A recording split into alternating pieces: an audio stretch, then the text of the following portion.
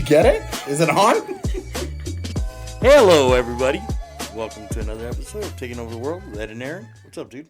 What is up, sir? Not much. Had a great week last week. And why would that be? Because I was at family reunion for Keller Williams. Mandalay Bay. Made a staycation out of it. Did you now? It was fucking go, though. It was go all the time. It was go. What was the biggest go? It was from 7 o'clock in the morning till 8, 9 o'clock at night every day. Okay. Breakout sessions, talking to people. How many people were there? Probably 10,000 people. I heard some numbers and I was curious. Yeah, about 10,000. Does it feel like 10,000 or does it feel like... Oh, for sure. Okay. Especially when they let out the general sessions. Oh, I remember going to those. I remember. So what was the big talk? What was the big what's your favorite? Yeah, what was the big aha? What was your favorite breakout or keynote? Like, what was the one you're like, yeah, I'm glad I got this. I'm sure it was all good, but like the one piece that you're like, yep, I could use this to change the game.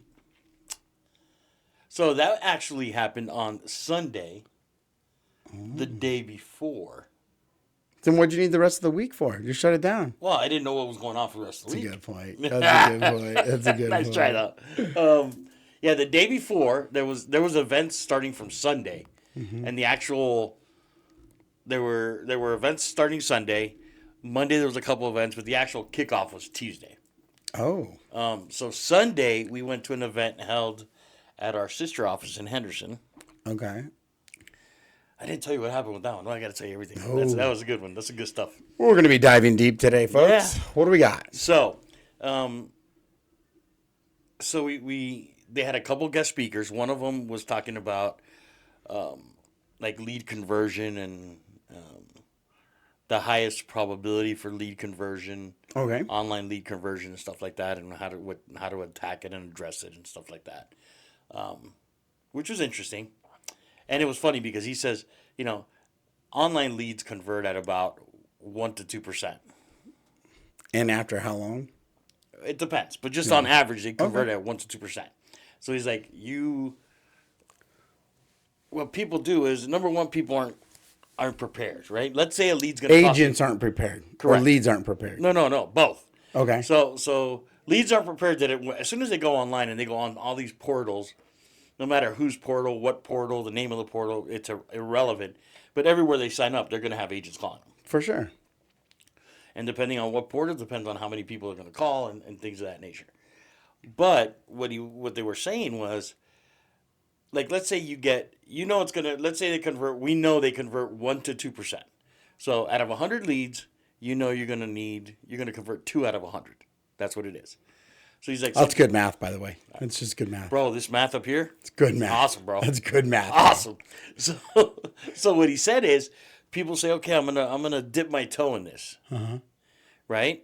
And if he wants to do 5 to 6 closings a month, so he's saying, okay, for me to do 5 to 6 closings a month, I need to have at least 500 leads coming in every month.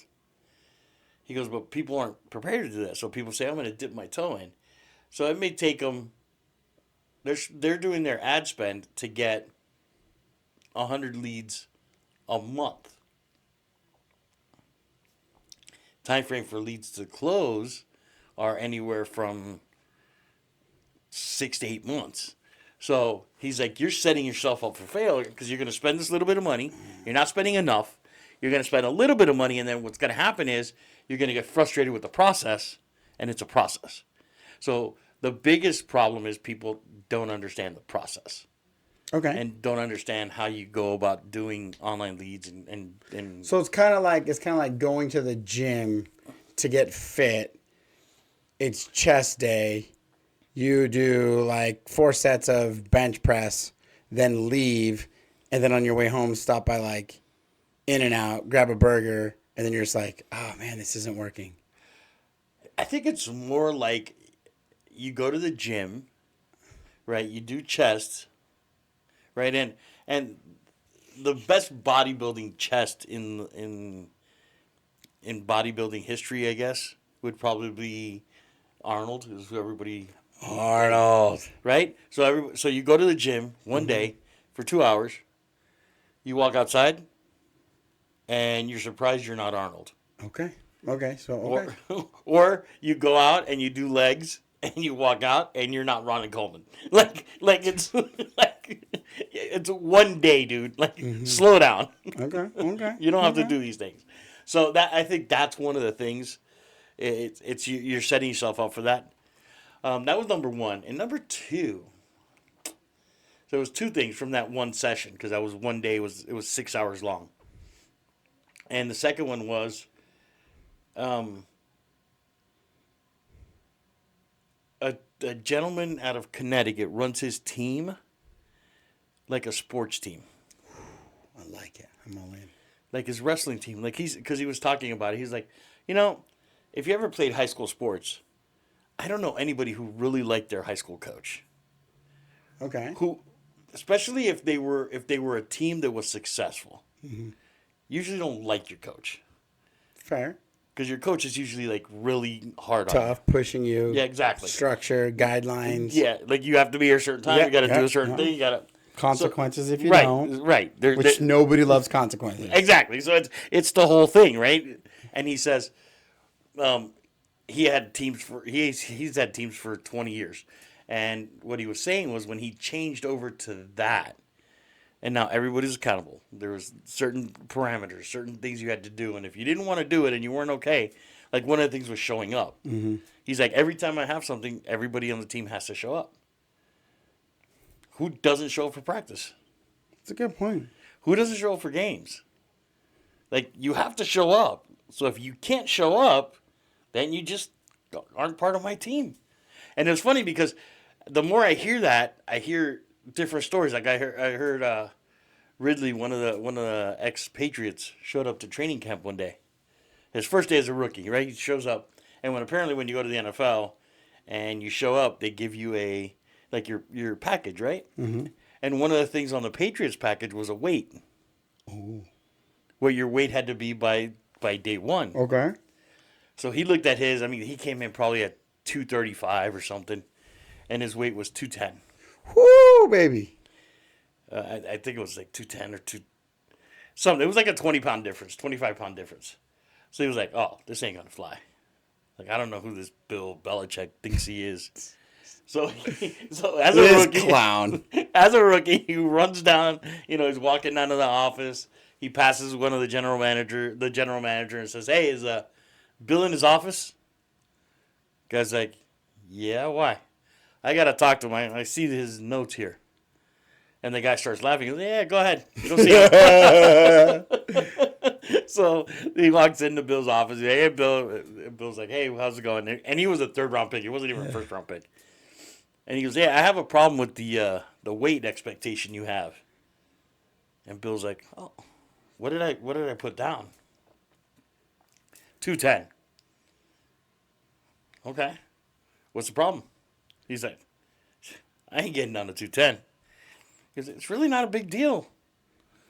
$500 to $600 a pound for every pound that you're over. It's up to you what you want to get down to. And that was his answer. So the rookie walks out, and I was like, "What, this guy?" So he said he ended up sending me to fat camp. Yeah. As an NFL player, you go to fat camp, right? So that's what he said. Sent me to fat camp. But he came back, and it was on Julian Edelman's podcast. And he comes back, and he's like, Julian Edelman's like, "So did you get to the weight?" He's like, Yeah, I got to the 210. "How'd you play?" He goes, after the first game, I was like, "Man, this Bill knows something. He knows something." Because he got me down to that weight. I was faster. I was more agile. I could do things that I couldn't do at a heavier weight. And I was like, "Oh, this Bill knows. He knows." So those are the kind of people that know what they're doing, and they structure things that way. You can either be all in or not. It's your choice. Well, and I think, I remember a hilarious story. I was listening to Pat McAfee's podcast when he was getting started. Friend of the show. Best friend of the show. And he started getting AQ Shipley on. Okay. And AQ Shipley was talking about the same stuff. And he goes, they work hard. They try to get their weight cut. But as linemen, Like they got some different The extra numbers. triple cheeseburgers. Right. So he goes, probably about the last 2 or 3 days, as you're getting close to that day one of like weigh-in, he goes, you're just seeing the linemen shopping at the local pharmacy for like all of the medicine just to flush your body. He goes, man, that's all you drank for like 2 days. You're just trying to flush your system. But I think on a bigger scale, what you learn from that is one, your commitment level, two, the mindset, and three, what you're capable of, right? Because in Ridley's mind, he's thinking like, okay, I can't drop 25 pounds. You're just like agents. I can't cold call. I don't like it. I can't door knock. I'm not good at open houses, so I'm just going to stay at my 235, or I'm just going to prospect, this niche market, and they all think that they have the answer because I've always done it that way. Well, I've always played it this way, or this is the weight that I'm at, so I'm going to do it this way. And when you have people like, hey, listen, that's fine, but it's going to cost you $500 to $600 a pound, right? Just like when we were talking to Jake last week, and like when you're not prospecting or someone interrupts your prospecting, what does that amount of money cost you? And we started breaking it down, and to your point, it got down to about, it was like $500 every, half hour. So when people are roaming around the office, and I get why people say, listen, yeah, sometimes, you don't want to be in the office. There's too many distractions. I think it works both ways. Right. There are distractions in the office. I get it. But there's also energy if you're surrounded by the right people, feeding off each other. I mean, I feel like today was a pretty solid morning of prospecting. I think you kind of dialed in. I was dialed in, and we, got some calls made and some things lined up. But as people are not doing that stuff and they just kind of want to float around the office and have BS conversations, it's to that same degree. Yeah, you can have the conversation. If you're supposed to prospect for 2 hours. But if you want to go have your conversations, go ahead. But they're just going to come at $500 for every 15 minutes you're not prospecting. It's going to cost you $500. And I think it's kind of the same thing. And it's when people start to, put that together of what that prospecting time is actually worth, I think more people, especially younger in the industry that don't have the built-in referral system, the built-in SOI, I think they'd be shocked to learn how much money they're losing because they want to do it their way, and it's because they've just figured it out. So I have a couple questions about today. Oh, baby Jesus! Because you're the one that came in. You're like, I got a prospect. I did. I got a prospect. And I was like, all right, well, he's in a prospect. I guess I got a prospect too. Mm-hmm. Question. How many? 12. That was contacts. Okay. Right. I know. I know that's what you were. Actually, 10. I had 10 contacts. Okay, but I'm not asking that. How many people did you talk to? I know where this is going, and I don't like it. That said, I already bought. 2. Yep. So out of 2 hours of calling, there's 2 potential sales we lost because we didn't do our job. 100%. Right? That's 2 potential sales. You talked to 10 people. Out of the 10 people you talked to, you scheduled 1 appointment. Yes. Yep. Right? True. You scheduled 1 buyer appointment. So if you talked to 100 people this week and stayed on that average, how many appointments would you be able to set this week? Well, you figure I was 1 for 10 today. So if you stayed on that same number, we're not going to say it's even better. At that number, what would you do this week if you talked to 100 people? Hell, let me take off my shoes and use my toes and start counting here. 10. 10. Perfect. So then, let's go down. So why don't let's just say, okay, you go to 10 appointments, right? Out of the 10 appointments, okay, this is where I wanted to go with it. You hold half of them. Yeah, I knew that was going to be the next question. Let's go. Right. You hold half. So there's 5. 5. Okay. Out of the 5 you hold, you convert 2. 2 of those. 2. So that's how many? 2 new deals. 2 new deals. And that's for a week. If you do that every week, how many deals do you do a month? Well, it is 4.33 weeks per month on average, but we'll go ahead and call it 4. That's 8. 8. So, and that's one of the things that we're on the ALC, we're reading a book. Oh, well, look at you guys. Got pictures. Look at that. Look at you guys. Coloring books don't count, bro. But one of the things we're reading, the book we're reading is The One Thing. Have you ever read that book? No, but now that you say that, because you asked me about it yesterday, and I've started to see it I've seen it on like 3 people's desks as I've walked through the offices. I'm gonna get it for you because I think it's a really good book for you to read. Okay. Because basically the whole premise of the book is what is the one thing that you could do today that by doing such everything else will fall into place. Like that's what it is. Like what is the one thing? So I'm looking, right? And one of the things it said is like where does Google make its money? I would imagine on the ads that come in off on the advertising, pages, right? Mm-hmm. That's where they make their money. What's Google known for? Being a search engine? Okay. They don't coincide. They're not the same thing. But they're really good at being the search engine. Mm-hmm. So because they're really good, it drives revenue. Mm-hmm. Right? So it doesn't have to necessarily be tied to each other. But if you're really good at one thing, it drives everything else you do. I'm going to have to brainstorm and find out what I'm good at. But in our case, to your point, is that I think you have, in this industry, you have to be good at prospecting. You have to. There's no option. Like JC, our broker, had a class yesterday talking about different types of prospecting. And he's like, everybody thinks an open house is active prospecting. Okay. A house is passive prospecting. Okay. And the reasoning is, now listen to the reasoning. All ears. I'm all ears. Okay. So break it down. If you go and do an open house. Yes. Do not circle prospect. Correct. Which is call the neighbors and invite the neighbors and do that. Right. You don't go door knocking. Right. And you don't put up signs. Right. Is that actively looking for clients? Absolutely not. That's called a hope and prayer strategy. Okay, that's a hope and prayer, but that's what an open house actually is. Right. It's the activities that you do that lead up to the open house that makes it a form of active prospecting. It's the phone calls, it's the door knocking, it's the activities you do. Where people get confused is, I'm going to do an open house, and I'm just going to open the door, put up signs, and it's going to rain. And I always tell everybody, we're not 7-Eleven. Right? You open a 7-Eleven on the corner, and within an hour, you'll start getting clients. Right. Someone's going to stop in and get an energy drink, get a soda, get a hot dog, get something. A Slurpee. They're going to come in for something. Black and Miles, whatever. They're coming in for something. Whoa, now it's a party. They're also going to come in to find out how many feet in a square feet in a mile or an acre. An acre, yep. Yeah. Yep. So they're going to come in for all those things. So now that we know that we're not a 7-Eleven, that we have to actively go find clients. And it's frustrating, I think, and I think you're starting to get to that point now where you're starting to see is we're prospecting and we're missing opportunities. Yeah. Because we're not taking the opportunities. Right. Well, and it's funny that you bring up the example of the open house. So I was talking with an agent on our team this week or last week while you guys were at Family Reunion.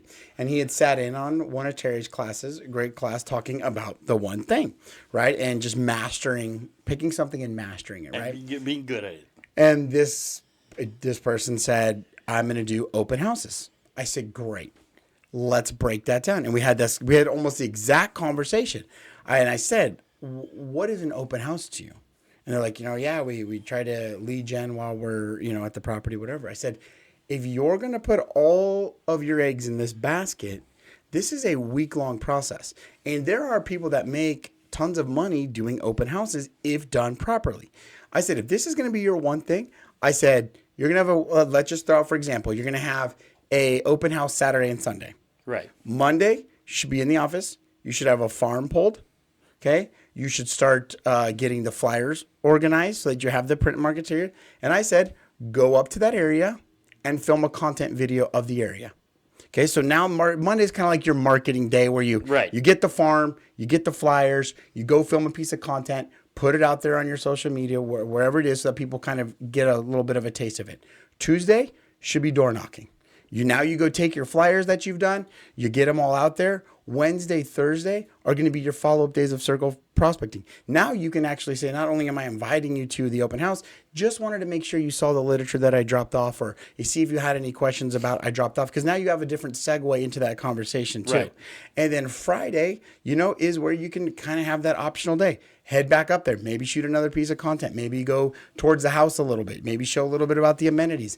And you can either pick up either some extra door knocking if you need to, or some extra phone calls if you need to, and then you're ready to go Saturday, Sunday. But I think to your point, they're like, oh, well, I didn't realize I got to do all that.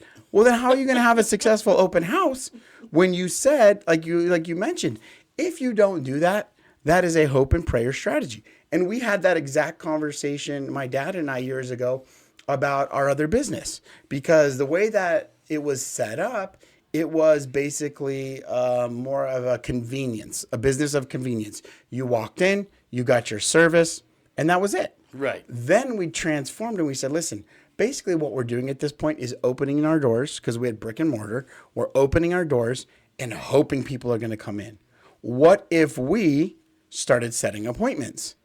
Right. And so the prospecting, not that we would call people and prospect for this particular business, but the marketing was there. The marketing would do the prospect. We got it out to people through email campaigns and even some phone calls, letting them know on their visits. We now take appointments, and you can start to see the business come up, because now, just like we talk about listings, we talk about this stuff, is like, you can't just walk over to people's houses and be like, hey, I'm here for a listing appointment. Yeah, pound sand. I'm here for a listing appointment, right? But when we set appointments, we knew that business was coming in. So each day when we opened our business, we could look at our books and be like, okay, we have this many appointments. If we hold 80% of it, this is what our potential revenue is for the day. So just to your point, as we set appointments, now we can start to look at that. If I'm setting and holding, let's just say, one appointment a week, that's being held and converted, right? Right. So, you're talking 4 deals a month. And, let's just throw out a number. Let's just say an average compensation is $10,000. You're talking $40,000 a month times 12 months. I got to imagine, for the majority of America, that is a very healthy living. Yeah. I know that would solve a lot of like my stress and anxiety, right? If I did half that, which is my goal, that solves a lot of problems. But it just goes to show you, when you break those numbers down like that, so that was 2 hours of prospecting. When you guys first opened, there was no appointments? No. When we first opened, it was treated as a business of convenience. Walk-ins only. And did the whole company as a whole convert to appointments? Well, no. So we started talking just like you do, going to family reunion, and you do a lot of it, talking to masterminds, best practices. And so we got to be known as a pretty big player here in Nevada. We were one of the largest franchisees in the company. We were my dad was the first person to sign a multi-license deal in the entire company. And so as we got to know people and people got to know us, and, picking up on family reunion, I spoke on some panels at some of these conventions, and, we just started rubbing elbows with the right people. And one guy we found probably in the top 5 salons, which 3 of them were over in Florida. And so we had spent some time over there, and we had a place over there, and we found that the top ones were setting appointments. And we're like, why are you setting appointments? The company doesn't really do that. Yeah, well, they don't really do it, but it's not also against it. Right. And now I can set up my day. And it's just a domino effect. By setting up appointments, we then realized, one, what the potential revenue was for the day. It helped us with staffing, so we could control labor costs, because we knew, okay, we need more people on Fridays. We need less people on Wednesdays. Hey, and some days our days are out of whack. It was like Tuesday might be a big day because maybe you had some of your more requested or booked, employees on those days. It's like, hey, we need 2 other people just to handle now the convenience factor, just like us. Right. We got people going on appointments, but yet we still have to have people available to take maybe a showing or, go unlock a door. So you had to staff properly. But it also helped us on material costs. Knowing, hey, we have this amount of services booked in here, we need to be prepared for that. So we have 4 open houses. We need to be prepared to have 4, open house kits ready to go. Right. We have 3 listing appointments. We have to get all that material ready to go. So by the way, we're not printing a bunch of it and having it waste of cost, cost of just sitting there. or we're unprepared. Right. There's nothing worse than, hey, someone's like, yeah, we're here for the open house. And you're just like, cool. What can I tell you? I don't have any paper. I don't have anything. We're all out.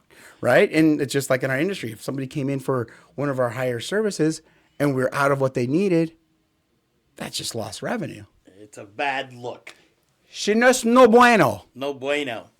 Yeah, so it's funny that you guys actually were one of the pioneers with the appointments. Yeah. Mm-hmm. And people are like, it's not going to work. I'm like, it might not.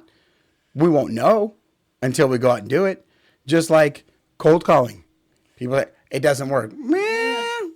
Because I think, what was it? We talking about, gosh, what were we talking about earlier? But it was, I think we were talking about something earlier. It's like, how do you know if you don't give it the time? It's like the marketing, like people got to see things 3, 4, 5 times in their mailbox or on social media for it to start to register. Somebody's not going to just see one piece of thing that you put out there and be like, oh, yep, there it is. And sometimes you call people or you talk to people and you're like, hey, I have this one thing in mind of what's going to happen. And in the conversation, it goes somewhere else. Right. One of the guys I spoke to today, I was like, hey, you've been looking at some properties. This type of property, and he's like, yeah, but I'm not looking for that. I'm looking for XYZ. Okay. I'm looking for 7 to 20 acres. I want it in this area of town. Send me everything you got. We'll buy it. We'll put it under contract on curb zoning. We'll take care of zoning. We'll do everything. So, is it like I did today? So today I decided I'm going to write a list out of everything that we did, like everything that I have pending. Mm-hmm. Not pending transactions, but like it's kind of like your hot sheet, kind of. Right. You're like I know I have these like units, active stuff that's going on. I know I have these units that they want to get sold. I have these set of units that they want to get sold. I have this guy looking for this. How much do you think? Oh, if you had to guess that I have wrapped up dollar wise in there. And I'm just going to make the assumption we're talking commercial. Correct. Whether it's like, multi-unit or gas stations, hotels, that kind of stuff. Knowing the volume you can do, the space you operate in, I'm going to say $10 million. I have $80 million. We should close that. Are you looking for an assistant? I have $80 million in potential revenue. Okay. And so going back to the original conversation, let's say you close 10% of it. Screw 10%. Half. Say you get 10% of that business. $8 million. What did we talk about earlier in the year? The stats came out 72% of real estate agents didn't close a deal in 2024. Correct. And you're talking about if you can just close 10% of the people you've talked to, the hot sheets. And when you talk about that, like these are the people that are like, and these are people that are like, no, like we're interested. It's not like, well, maybe, I don't know. Like, I mean, like maybe call me. These are people that are like, yeah, dude, I would do it. Right. Just find it. Right. 10%. That's $8 million in sales volume. I mean, that's a pretty penny when it comes to, roughly, a compensation factor. Roughly, let's just say low-end compensation, it's about $160,000. Okay. That's not a bad year. That's not a bad year. I mean, I wouldn't walk away from that year. No. And I mean, knowing how you operate, that 10% is by all means about as conservative as you could possibly get. Because once you have your mindset on something, that's full go. Why I wanted to track it today. Right. Because I was like, I need to make sure I don't lose any of these things because we have so many other things happening and I need to make sure. But it's the fact of where did it come from? Well, and I think yours is twofold. It's one, it's active prospecting. Okay. 2, it's the work that you've been putting in for 20 years. It's a combination. Exactly. And I think that's the misconception in our industry is that people come in and like, oh, dude, man, you got $80 million on your hot sheet? That's great. Like, okay, cool. Like, where do I get my hot sheet? Like, build it. And we're here to help you on our team. We're here to help you. But, like, we can't do the work for you. It's like that old saying, you can only lead a horse to water, right? And when the people are like, I mean, well, yeah, I want to do that too. But I don't do cold calling. I also don't do open houses. I also don't do door knocking. But I'm willing to film a 30-second video and put it out twice a week. Like, man, that's fine. But just know that your path to an $80 million net hot sheet is a long ways away. And it truly depends. Like, we have somebody in our office who's part of another team. And she's younger. She's about 25, 26-ish, somewhere around there. But she's also she was a model, and she was like on Miss Teen Nevada or something. So she has a huge social media following. Mm-hmm. Yeah. She does 95% of her business from social media. And I consider social media even the referrals she gets, because it's all because she's doing business in social media. Right. But that is her life. She's been on social media for the last 10 years. Right. Building the following. It's established. Building a reputation. They know her from the modeling and being in all these activities. It's like, it's like people look at people all the time and say, oh, no, well, oh, Livy Dunn, she's just famous because she's pretty. No, she's a really good gymnast, too. Like, it's not bad. She's one. Now, the other things don't hurt, but that's where she got famous. I know. I feel for her because us beautiful people, we have that problem. I know you have that problem. Yeah. Fiore. I mean, listen, if you need a plus size dad bod model, I got you. But it's those things like, like you see all these people that make it into the NFL or make it into pro baseball or soccer or whatever, and they say, "Oh, they're just lucky." It ain't luck, even if you don't like the person. Yeah.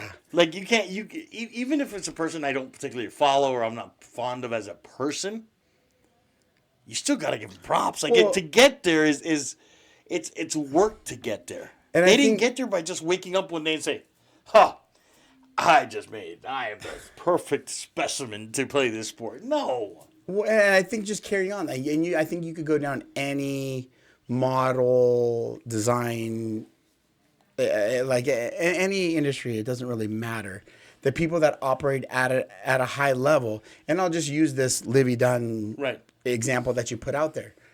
And let's just say, for superficial reasons, she hit the scene. She's a great gymnast, but she's also, a model. People, it's attractive. Right.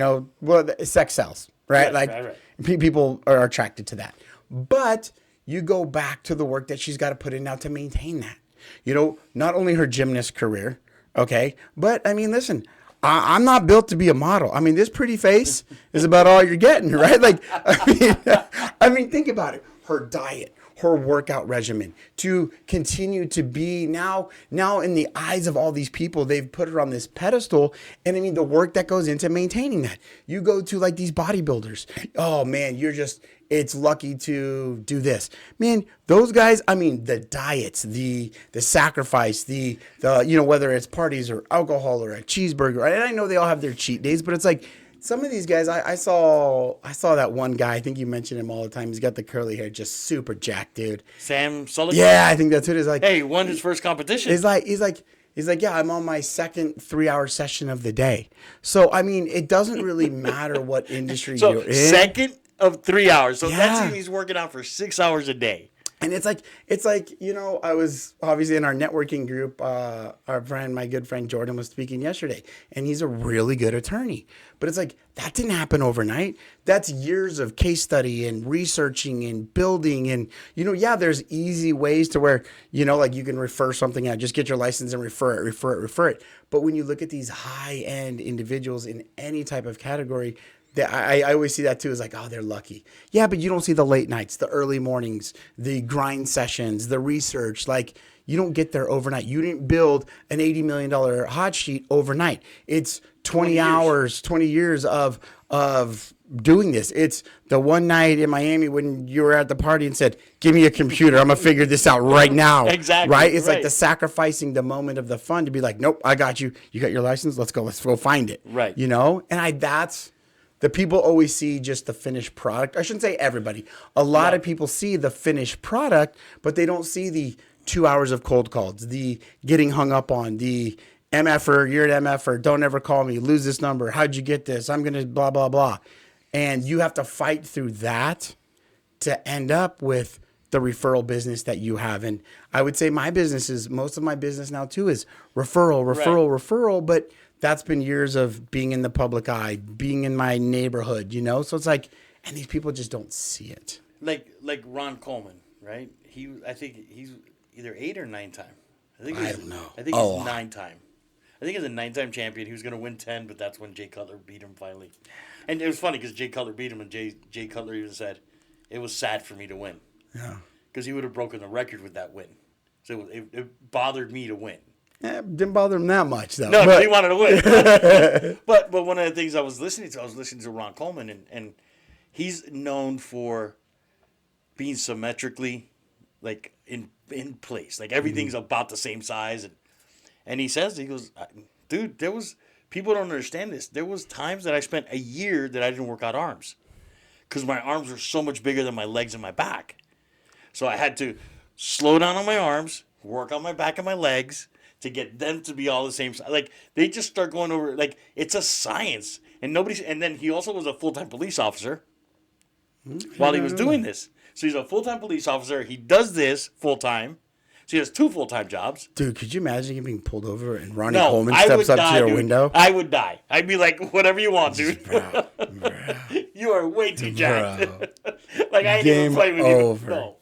But it's the thing is nobody sees the work that you put into it, and then everybody wants a fast forward to that life.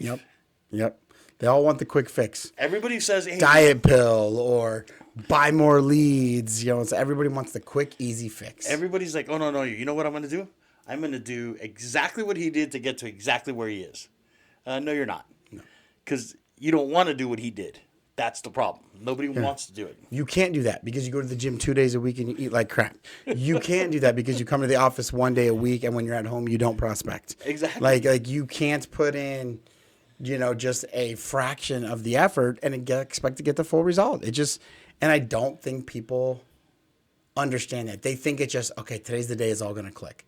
Not if you haven't been putting the work in. Nope. Now, one day, maybe not after that 1 day of the gym, maybe not after that 1 day of prospecting, you're going to get the results. But after a month, now you're starting to see some stuff change a little bit. After 2 months, a little bit more change. And, you're 7-8 months into it. And you're like, oh, shit.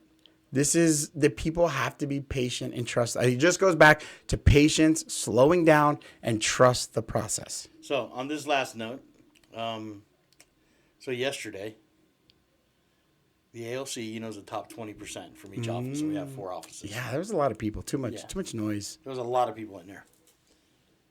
Do you know?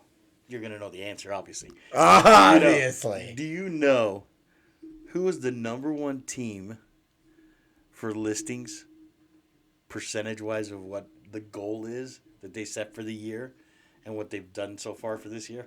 I don't know. We are? We are number 1. Whoa. Come again now. What is the... Because we set a number at the beginning of the year. Mm-hmm. As ALC members, they ask you, what's your goal for GCI? What's your goal for total sales volume? What's your goal for listings? What's your goal for buyers? So you put a goal down. Mm-hmm. And through month 1, we are at 14% of our goal. For the year. Okay. For listings. And we got a bunch coming up. And we have a bunch coming up that still haven't even hit yet. I think there's like 4 or 5 at least in the works. Maybe more, to be honest. Exactly. So we're already on pace. So it was funny because I didn't know that because I've never tracked it that granular. And they were talking yesterday at the meeting. They were like, okay, so what are you guys doing? And I'm like, we're prospecting. Our job. They're like, really? So what do you do? What do you do? What do you mean prospecting? We're calling people.